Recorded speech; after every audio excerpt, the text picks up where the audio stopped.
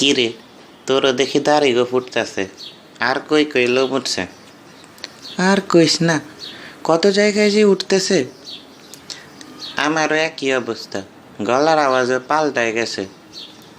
এইগুলা কি নতুন সমস্যা? কার কাছে গেলে সমাধান পামু?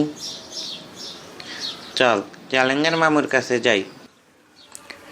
বয়ঃসন্ধিকালে শারীরিক পরিবর্তন নিয়ে জানতে চাও? মামুর পাঠশালায় যাও।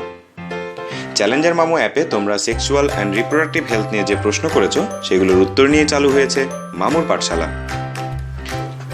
মামু, আমার দেখি দাড়ি গো ফুটতেছে, আরো অনেক জায়গায় লোম উঠে, এগুলা কি সমস্যা? মামু, তোমরা এখন যে বয়সে আছো এইটাকে বলে বয়ঃসন্ধিকাল। এই সময় তোমার শরীরে নানা রকম পরিবর্তন দেখবা। তোমার শরীর হঠাৎ করে দ্রুত বড় হইতে থাকে, কণ্ঠস্বর পাল্টাইতে শুরু করবে, দাড়িগোফ আর শরীরের নানা জায়গায় যেমন বগল, বুক এবং যৌনাঙ্গের আশেপাশে লোম গজাতে শুরু করে। এগুলো কোনো সমস্যাই না মামু, বয়ঃসন্ধিকালে এগুলো ঘটবেই। ছেলেদের শরীরে এই সময় প্রজননের জন্য প্রয়োজনীয় বীর্য তৈরি হতে শুরু করে। বীর্য সৃষ্টি ও নিঃসরণ খুবই স্বাভাবিক একটি প্রক্রিয়া। এইটা কেমনে ঘটে মামু? মামু, বয়ঃসন্ধিকাল শুরু হয় কিছু হরমোন নিঃসরণের মাধ্যমে। তোমার মস্তিষ্ক যখন মনে করে তোমার শরীর বয়ঃসন্ধিকালের জন্য তৈরি, তখন মস্তিষ্ক এইগুলো নিঃসরণ করে আর বয়ঃসন্ধিকাল শুরু হয়।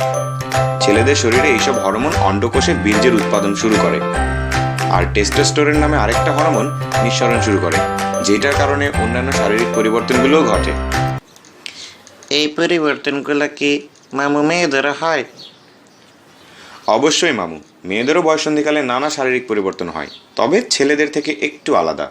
তাদের বুকের আর কোমরের আকার বাড়ে, বগলে আর যৌনাঙ্গের আশেপাশে লোম গজায়।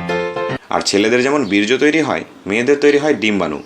মেয়েদের শরীরে এলএইচ এবং এফএইচ হরমোন ডিম্বাণু উৎপাদন করে, আর অ্যাস্ট্রোজেন নামে আরেকটি হরমোন নিঃসরণ করে, যেটা মেয়েদেরকে সন্তান জন্মদানে শারীরিকভাবে সক্ষম করে তোলে।